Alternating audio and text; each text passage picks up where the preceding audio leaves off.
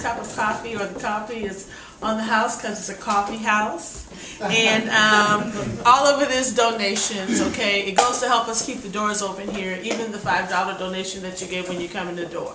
It's to help us keep being able to do this, okay? And I know we love this. This is excellent. And to continue on. I have a couple announcements here. K2 has sponsored a child and received a 1-year membership. There's a Mandate Music Workshop on Tuesdays from 6 to 7:30 starting November 22nd. Make your $175 tax-deductible donation payable to Triac. And there's information out there on the tables about that and also online, okay?